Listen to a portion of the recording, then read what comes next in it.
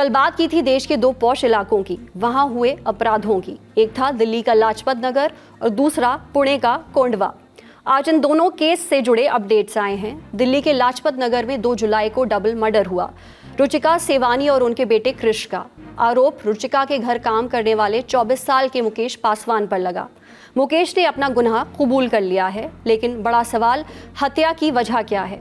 Police के मुताबिक रुचिका ने मुकेश को काम में लापरवाही और बार बार छुट्टी लेने के लिए डांटा था। इसके अलावा रुचिका ने मुकेश को 40,000 रुपए उधार दिए थे। इसे वापस मांगे जाने पर मुकेश काफी गुस्से में था और उसने बदला लेने के लिए रुचिका की हत्या कर दी। जांच में सामने आया कि मुकेश शाम 7:30 पर घर में घुसा और 17 मिनट बाद मेन गेट से बाहर निकल गया। मर्डर के पहले उसने बिल्डिंग के सीसीटीवी कैमरे के तार भी काट दिए थे। इंडियन एक्सप्रेस में छपी रिपोर्ट के मुताबिक मुकेश को घर की पूरी जानकारी थी, क्योंकि वो दुकान के अन्य कर्मचारियों की तरह अक्सर वहां आता जाता था।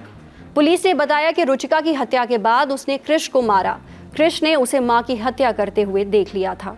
डरकर वो बाथरूम में भी छुप गया था, लेकिन मुकेश ने उसे वहां घुसकर मार दिया। उसका फोन भी ले गया, जिसे बाद में पुलिस ने उसके कमरे से बरामद किया। मुकेश लाजपत नगर से सटी अमर कॉलोनी में रहता था, अपने पिता और 2 बड़े भाइयों के साथ। पुलिस ने उनसे पूछताछ की। शक था कि मुकेश अपने गांव हाजीपुर, जो बिहार में पड़ता है, वहां भाग सकता है। इसलिए गुरुवार भोर में 3 बजे दिल्ली के सभी बड़े रेलवे स्टेशन को अलर्ट कर दिया गया था। सुबह 7 बजे पता चला कि वो नई दिल्ली रेलवे स्टेशन से मगध एक्सप्रेस में सवार हुआ है। पुलिस ने यूपी पुलिस से संपर्क किया और उसे पंडित दीनदयाल उपाध्याय जंक्शन से पकड़ लिया गया। मुकेश को दिल्ली पुलिस को सौंप दिया गया है। पुलिस ये भी जांच रही है कि मुकेश की नौकरी के समय उसका पुलिस वेरिफिकेशन हुआ था या नहीं। अब बात पुणे केस की। पुणे के कोंडवा इलाके में खुद को डिलीवरी एजेंट बताने वाले एक शख्स ने एक महिला के साथ कथित तौर पर रेप किया।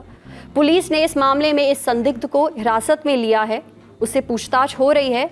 पुलिस ये भी जांच रही है कि क्या आरोपी और पीड़िता एक दूसरे को पहले से जानते थे। पुलिस सीसीटीवी फुटेज और अन्य सबूतों की जांच कर रही है। इस मामले पर और जानकारी दे रहे हैं हमारे साथी पत्रकार। पुलिस ने 2 चीज़ों पर ध्यान दिया। सबसे पहला, जब ये फोटो निकला वो टाइम निकाला गया। दूसरा, जब वो फोटो को एडिट करके उसी पे ये टेक्स्ट लिखा था आई विल कम अगेन, उसका वक्त निकाला गया। और तीसरी अहम पूर्ण बात थी, पुलिस ने बिल्डिंग के सीसीटीवीज निकाले। तब पता चला कि लड़का तो घर से सबसे पहले जा चुका था, तो अगर यहाँ कोई सेक्सुअल असॉल्ट हुआ होगा तो फिर इस सेल्फी जो लिया है वो सेल्फी और उसके एडिटिंग टाइम, इसमें 2.5 घंटे का डिफरेंस कैसे है। और उसके बाद पुलिस को पता चला कि सेल्फी एक दूसरे के कंसेंट से लिया गया था। सबसे अहम पूर्ण बात यह है कि फोटो उस खुद लड़की ने एडिट करके वहाँ लिखा था और इस तरह की एक थ्योरी को क्रिएट किया और पुलिस को बताया कि उसके ऊपर सेक्सुअल असॉल्ट हुआ है। लेकिन जैसे जैसे तहकीकात आगे बढ़ती चली गई, पुलिस को जो संशयित आरोपी था वो भी मिल गया। उससे तहकीकात होने के बाद ये भी पता चल गया कि वो एक दूसरे के दोस्त है, एक दूसरे को पहचानते हैं और अक्सर एक दूसरे को मिलते रहते हैं। लेकिन उस दिन लड़की को गुस्सा आया था। लेकिन अभी जब लड़की का स्टेटमेंट रिकॉर्ड हुआ है, जिसे जो पीड़िता है उसने कहा है कि उसकी मेंटल जो उसकी स्थिति थी वो कुछ ठीक नहीं थी और इसी के कारण अपने ही दोस्त के खिलाफ उसने ये कंप्लेंट रजिस्टर किया। प्रधानमंत्री नरेंद्र मोदी 2 से 9 जुलाई के बीच 5 देशों के दौरे पर हैं। इसके दूसरे चरण में वो कैरिबियन देश त्रिनिदाद एंड टोबैगो पहुंचे, जहां उन्होंने भारतीय समुदाय को संबोधित किया। साथ ही वहां की प्रधानमंत्री कमला प्रसाद बिसेसर को बिहार की बेटी कहा। उन्हें राम मंदिर का मॉडल और महाकुंभ का पानी भेंट किया। इससे पहले 4 जुलाई को तड़के प्रधानमंत्री त्रिनिदाद एंड टोबैगो की राजधानी पोर्ट ऑफ स्पेन पहुंचे। एयरपोर्ट पर उनका जोरदार स्वागत हुआ। भारतीय मूल के कलाकारों ने प्रधानमंत्री के स्वागत में पारंपरिक नृत्य किया। प्रधानमंत्री बोले कि वो यहाँ 25 साल पहले आए थे। वाराणसी, पटना, कोलकाता और दिल्ली भारत के शहर हैं, लेकिन यहाँ भी इनके नाम की सड़कें हैं। बोले कि यहाँ की रामलीला अनोखी है।